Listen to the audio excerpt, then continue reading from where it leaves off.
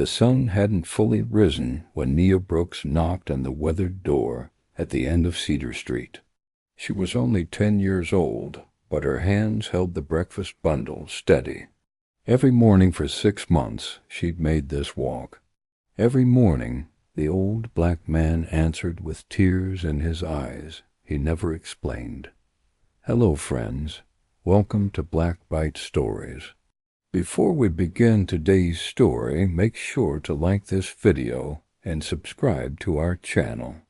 And don't forget to tell us in the comments, where are you watching from? We love hearing from our global family. Her mother, Rochelle, had taught her that kindness was a duty, not a favor. So Nia kept coming, kept knocking, kept bringing scrambled eggs and toast wrapped in a clean cloth. The old man always thanked her, always stared at her face like he was seeing a ghost, always touched her hand with fingers that trembled like autumn leaves. Nia didn't know his real name was Elias Whitmore. She didn't know he was worth $3 billion. She didn't know he'd been searching for something lost for 25 years. All she knew was that he was lonely, and loneliness was something a child's kindness could fix. Rochelle Brooks worked 2 jobs to keep their small house: night shifts at the hospital cleaning floors, day shifts at the grocery store scanning items. She barely slept, but she always woke at dawn to help Nia prepare that breakfast. It was their ritual, their quiet rebellion against a world that had given them so little. She taught Nia to see people, not status, to give without expecting return, to walk past the big houses and the small ones with the same respect. So when Nia asked if they could bring breakfast to the old man who sat alone every morning, Rochelle said yes without hesitation. But Rochelle had no idea that the old man's eyes followed Nia because she had her grandmother's smile. She had no idea that every morning Elias Whitmore took a strand of hair from the cloth Nia used. No idea he was running DNA tests in secret. No idea he was preparing to turn their quiet street into the center of a storm. The morning everything changed started like all the others. Nia walked down the street with breakfast in her hands. The sky was pale pink and orange. Birds sang in the trees. Neighbors were just beginning to stir behind curtained windows. Then the rumbling started. Low and distant at first, then growing louder. Nia stopped walking and turned around. Her eyes went wide. Black limousines rolled down their narrow street like a funeral procession, one after another, 50 vehicles, all gleaming and silent except for the purr of expensive engines. They parked in perfect formation, blocking both ends of the street. Men in dark suits and earpieces stepped out, speaking into their wrists.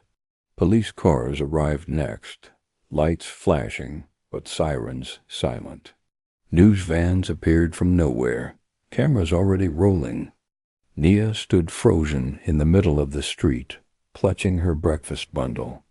Her heart hammered in her chest. She didn't understand what was happening. She only knew that something had gone terribly, impossibly wrong. Rochelle ran from their house in her bathrobe, pulling Nia close.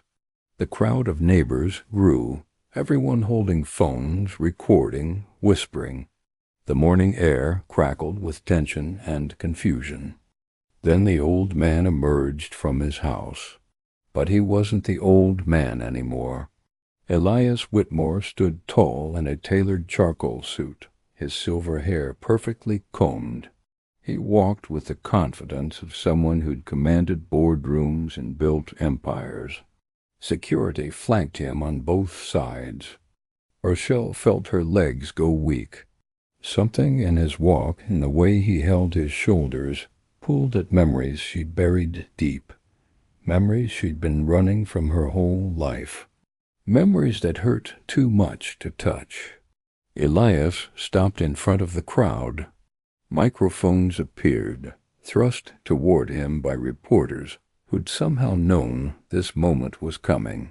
His voice, amplified by speakers, rolled across the stunned street like thunder.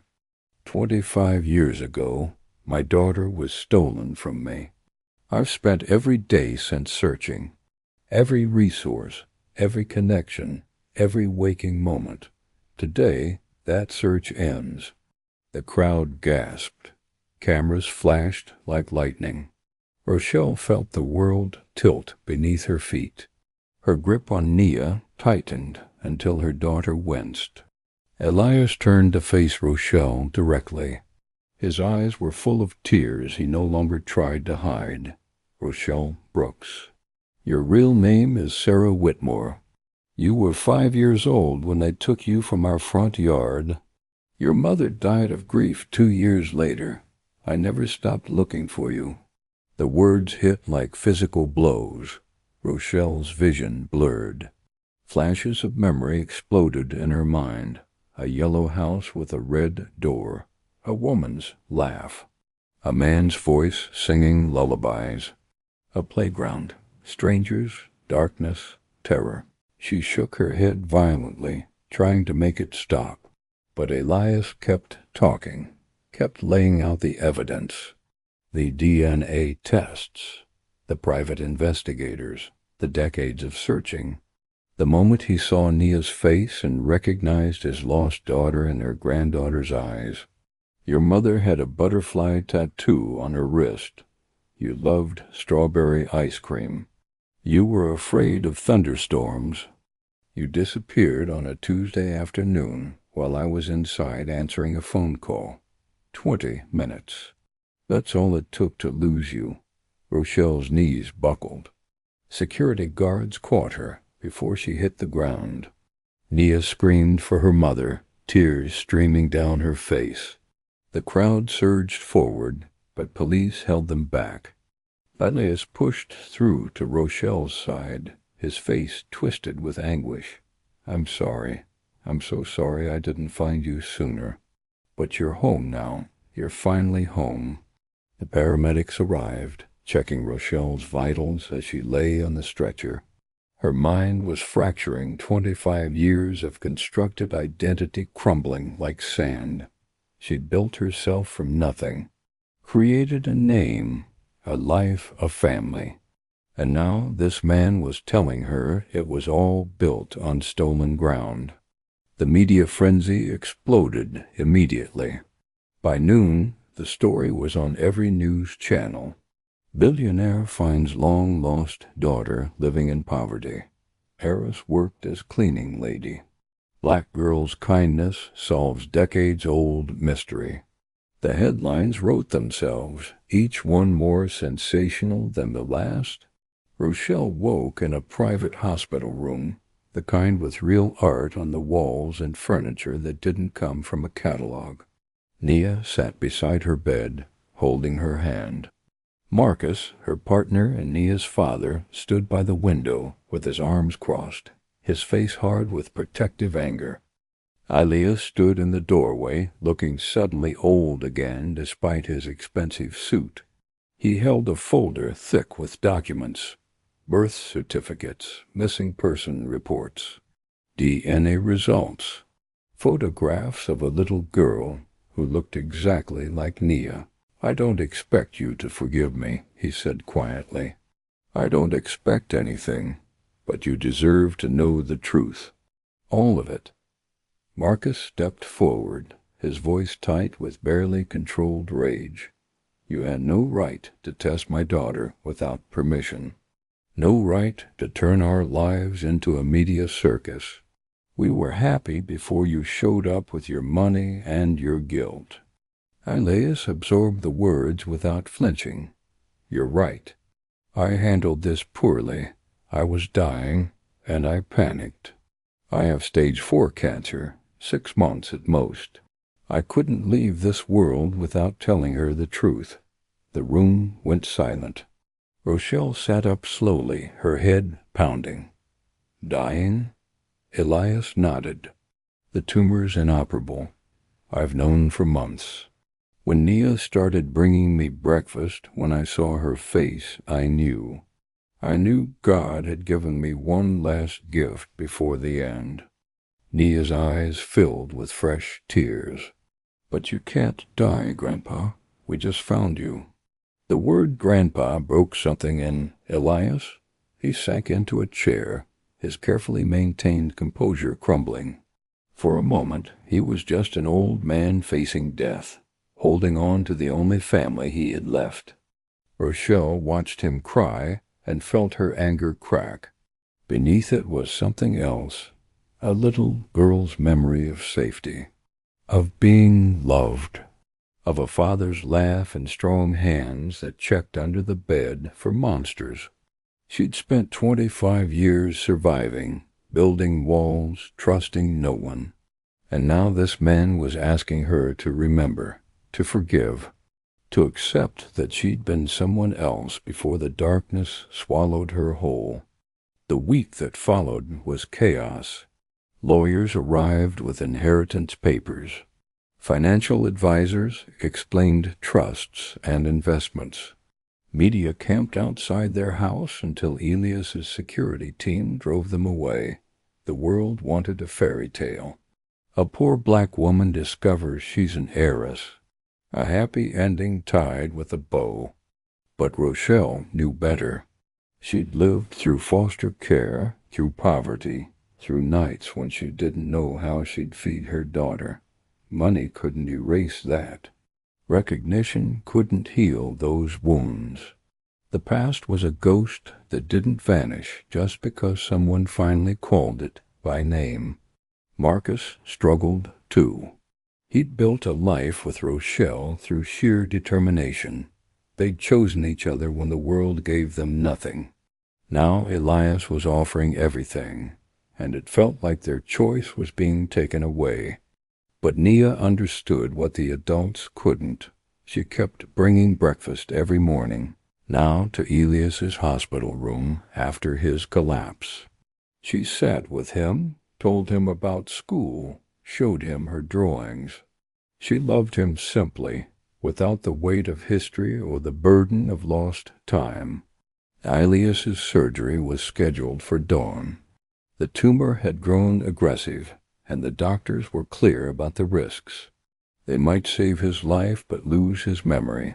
He might wake up not knowing who Rochelle was, not knowing he'd found her. The night before surgery, Rochelle sat by his bed, holding his hand. She'd brought the photo album from her childhood, the few pictures she'd managed to keep through years of moving, pictures she'd never understood until now. "I remember the yellow house," she whispered. "I remember you reading to me before bed. I remember feeling safe."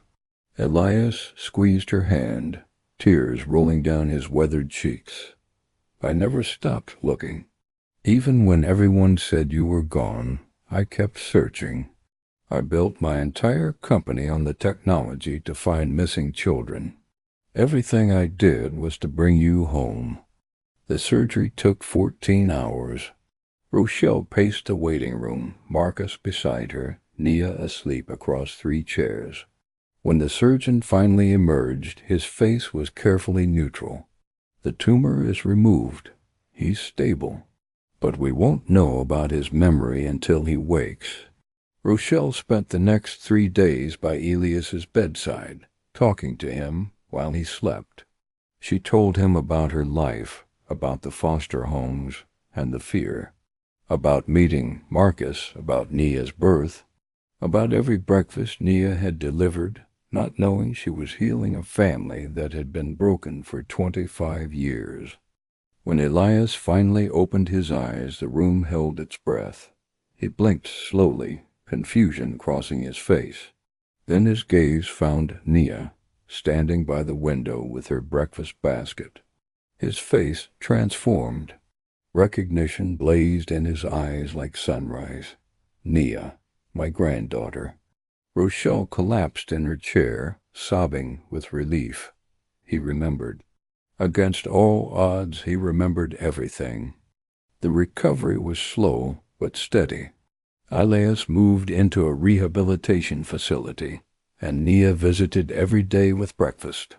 Rochelle came too, slowly building a relationship with the father she'd lost. They talked about her mother, about the life that had been stolen, about the life they could still build. Marcus softened as he watched Elias with Nia. The old man never tried to buy their love, never flaunted his wealth. He just showed up every day, grateful for every moment he was given. 3 months later, Elias called a family meeting. His color had returned, his strength rebuilding. But they all knew the cancer would come back. This was borrowed time, and they had to use it wisely. "I'm converting my estate," Elias announced. "The main house will become a resource center for missing children and their families. Everything I learned, every tool I developed, will be available to families who can't afford private investigators." Rochelle stared at him. "That's your legacy." "Your life's work." Elias smiled. "You're my legacy? You and Nia. The rest is just buildings and money." He pulled out more documents. "But I'm also establishing a trust for you. Not to control your life, but to give you choices. You can work if you want, rest if you need, send Nia to any school, travel, live without fear." Marcus spoke up, his voice rough. "We don't need your money to be a family." Elias met his eyes with respect. "I know, but let me give you what I couldn't give Sarah. Security. Freedom from worry. The chance to dream instead of just survive." The resource center opened 6 months later. Rochelle stood beside her father at the ribbon cutting, Nia between them.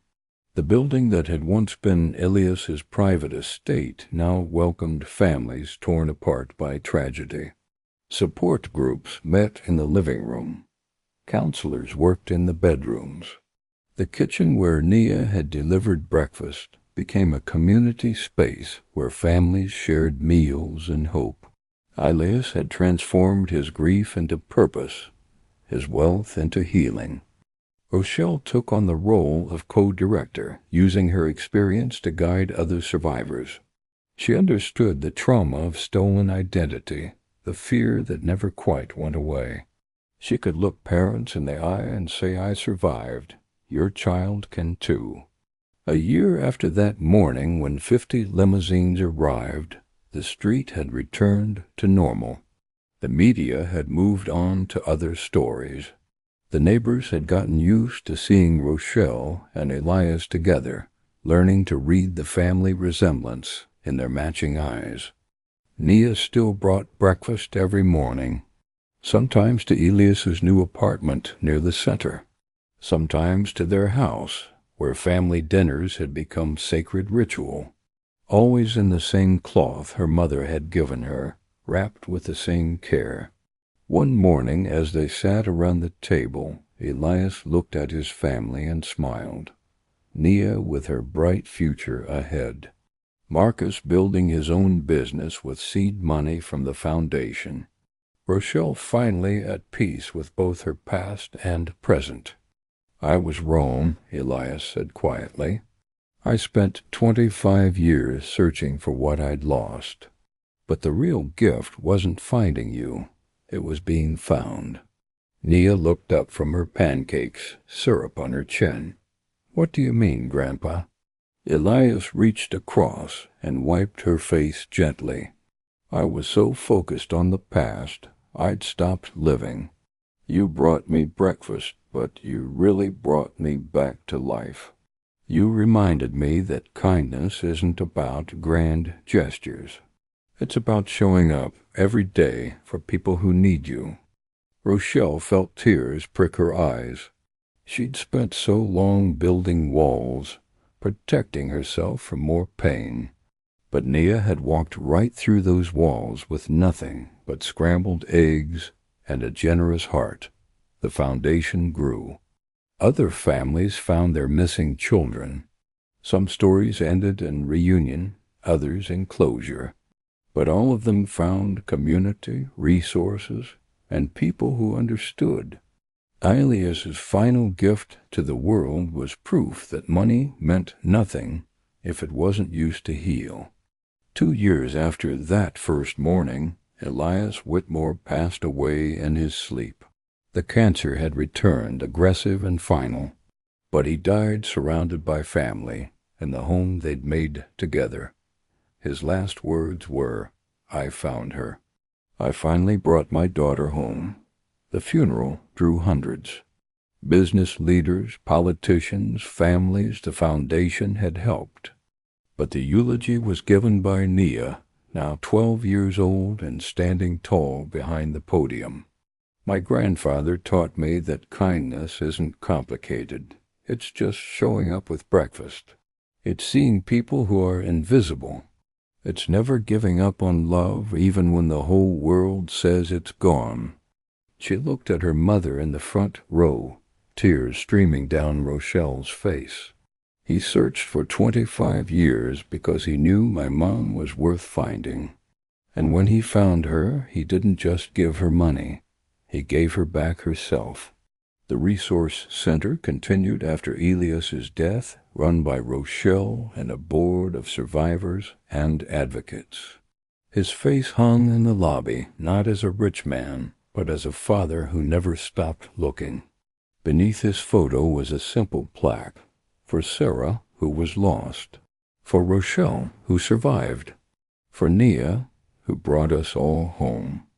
Marcus stood with his family at the memorial service, his arm around Rochelle. They'd traveled an impossible journey from that first morning when the limousines arrived. From shock to anger to acceptance to love. The foundation helped reunite 43 families in its first 3 years. 43 children who might have stayed lost without Elias's resources and Rochelle's understanding. 43 families who learned that kindness and persistence could overcome even the deepest darkness. Nia kept her breakfast tradition alive, now bringing food to new families at the center. She'd learned early that small acts of service could change lives, that seeing someone's humanity was the greatest gift of all. Rochelle, at last, made peace with who she was. She was Sarah and Rochelle, both the stolen child and the survivor, the heiress and the cleaning lady. Every part of her story was true, and all of it belonged to her. On the 5th anniversary of that morning, the street held a block party. Neighbors who once witnessed chaos now celebrated healing. They'd seen 50 limousines arrive and learned that the biggest stories often begin with the smallest kindness. Mrs. Johnson from next door smiled shyly. "Your daughter used to bring that old man breakfast. She didn't know who he was." Rochelle laughed, pulling Nia close. "None of us did. We just saw someone who needed love." The morning sun rose, painting the street gold. Nia stood where she had 5 years earlier, but now her parents stood beside her. The center buzzed behind them, and somewhere Rochelle believed Elise was watching with pride. A 10-year-old girl with a breakfast basket had solved a 25-year mystery, not with money or power, but with simple, persistent love.